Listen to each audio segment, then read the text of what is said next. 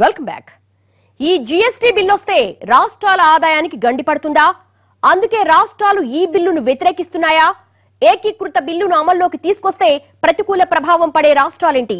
లాభాల బాట పట్టే రాష్ట్రాలేంటి? అన్నిటికీ మించి సామాన్యుడి వ్యక్తిగత అవసరాల మీద ఎలాంటి ప్రభావం పడుతుంది? బంగారం, పెట్రోల్ వంటి నిత్యావసరాలు ఎలా ప్రభావితమవుతాయి?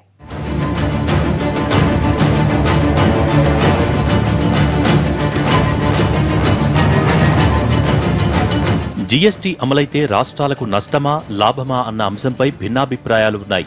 ఇప్పటివరకు తమ రాష్ట్రాలలో ఉత్పాదక రంగాల నుంచి భారీగా పన్నులు వసూలు చేస్తున్న రాష్ట్రాలకు ఆ ఆదాయం దూరమవుతుంది. అయితే ఈ మేరకు రాష్ట్రాలకు ఆ ఆదాయం భర్తీ చేస్తామని కేంద్రం చెబుతున్నా అది 5 ఏళ్ల వరకు మాత్రమే అని మెలికిపెట్టింది. మరి ఆ తర్వాత కూడా నష్టాలొస్తే ఏం చేయాలన్నది రాష్ట్రాల భయం. ప్రపంచవ్యాప్తంగా జీఎస్టీ ఉన్న దేశాల్లో ఈ పన్ను సగటు 16.4% ఉంటోంది. కనిష్టంగా 12.5 నుంచి గరిష్టంగా 18% వరకు ఉంటోంది. యూరప్ దేశాలలో జీఎస్టీ జస్ట్ 13%.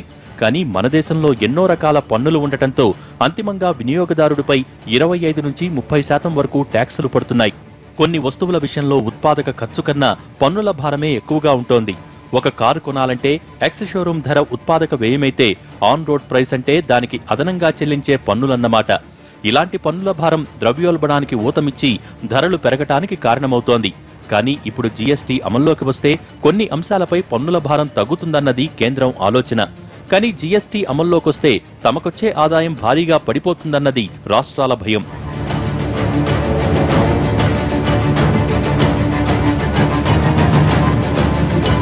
జీఎస్టీ అమల్లోకొస్తే రాష్ట్రాలకు ఇప్పటివరకు వస్తున్న వ్యాట్ ఆదాయం దూరమైపోతుందన్న భయం. ఆ ఆదాయం జీఎస్టీతో వెళ్లిపోతుంది కాబట్టి నిధుల కోసం రాష్ట్రాలన్నీ కేంద్రం ముందు చెయ్యి చాచాల్సిన పరిస్థితి ఏర్పడుతుంది. ఇది ఫెడరల్ స్ఫూర్తికి విరుద్ధం. ఇప్పటివరకు కేంద్రం పన్నుల ఆదాయం, రాష్ట్రాల పన్నుల ఆదాయం, స్థానిక పన్నులు ఉండేవి. కానీ జీఎస్టీతో ఈ విధానం మారిపోయి రాష్ట్ర ప్రభుత్వాల ఆదాయాలకు భారీగా గడ్డిపడుతుంది. అంతేకాదు వరదలు, భూకంపాలు వంటి జాతీయ విపత్తులు సంభవించినప్పుడు సకాలంలో రాష్ట్రాలు అదనపు నిధులు సమకూర్చుకోవటం కష్టమవుతుంది. కేంద్రం నుంచి ప్రత్యేక హోదా పొంది రాష్ట్రాలకుండే పన్ను రాయితీల్లో మార్పులు వచ్చి వాటి ఆదాయం తగ్గుతుంది. ఆ మేరకు ఆయా రాష్ట్రాలకు మరిన్ని నిధులు కేటాయించాల్సి ఉంటుంది. మొత్తంగా చూస్తే జీఎస్టీ కొన్ని రాష్ట్రాల పాలిట గుదిబండగా మారే ప్రమాదం లేకపోలేదు.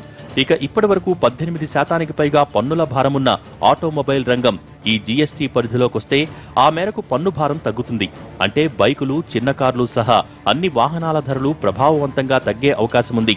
వాటితో పాటు సేల్స్ ట్యాక్స్ భారీగా మింగేస్తున్న ఎలక్ట్రానిక్ ఉపకరణాలు, గృహోపకరణాలన్నింటి ధరలు తగ్గుతాయి. అంటే ఇంటికి వాడే ఫ్యాన్స్, టీవీలు, ఫ్రిడ్జ్లు, ఓవెన్లు, వాషింగ్ మిషన్లు, ఏసీలు వంటి ఎలక్ట్రానిక్ వస్తువుల ధరలన్నీ బాగా తగ్గే అవకాశం ఉంటుంది.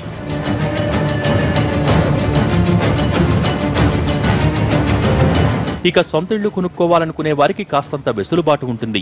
రియాల్టీ సంస్థలు నిర్మించే వివిధ ప్రాజెక్టులకు నాన్ క్రెడిటబుల్ ట్యాక్సులు చెల్లిస్తున్నాయి. ఇవన్నీ ఒక్కో రాష్ట్రంలో ఒక్కోలా ఉంటాయి. ఇప్పుడు ఇవన్నీ ఒకే పన్ను కిందకు వస్తాయి కాబట్టి రియాల్టీ డెవలపర్ల నిర్మాణ వ్యయం తగ్గుతుంది. ఆ మేరకు ఇళ్లు, ప్లాట్లు కొనుక్కోవాలనే వారికి తక్కువ ధరలో అందుబాటులోకి వస్తాయి. దీంతో పాటు పన్ను తప్పించుకుని బ్లాక్ మనీ భారీగా పోగుపడే రియల్ ఎస్టేట్ రంగంలో నల్లధనం అరికట్టడానికి కూడా ఈ జీఎస్టీ దోహదం చేస్తుంది. కానీ రియల్ ఎస్టేట్ వ్యాపారులకు మాత్రం భారీగా నష్టాలు వస్తాయని వాళ్లు ఈ బిల్లును తీవ్రంగా వ్యతిరేకిస్తున్నారు.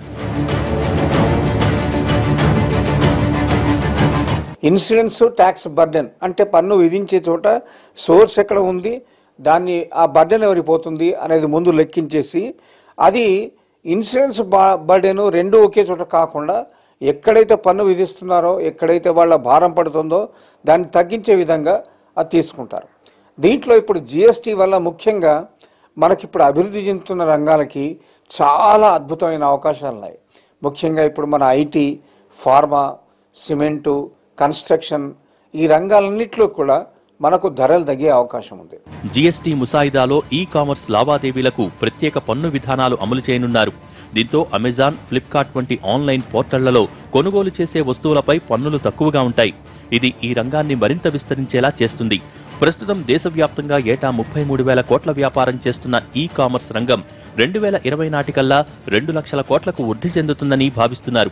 ఇక వీటితో పాటు ట్రావెల్, టూరిజం, హాస్పిటాలిటీ రంగాలలో ఇప్పటివరకు ఎన్నో రకాల పన్నులు చెల్లిస్తూ వస్తున్నారు. ముఖ్యంగా కొన్ని స్టార్ హోటల్స్ లో బిల్లులో 25% వరకు లగ్జరీ ట్యాక్సులు చెల్లించాల్సి వస్తోంది. అంతేకాదు రెస్టారెంట్లు, హోటల్స్ లో బిల్లుల్లో service tax, service charge, VAT వంటివి ఉండవు. అన్నీ కలిసి ఒకే పన్ను రూపంలో ఉంటాయి. దీంతో 2-3 పన్నులకు బదులు ఒకే పన్ను చెల్లిస్తే సరిపోతుంది. ఇది వాళ్ళ స్టోరీ బోర్డ్. మరో అంశంతో మళ్ళీ కలుద్దాం. నమస్తే.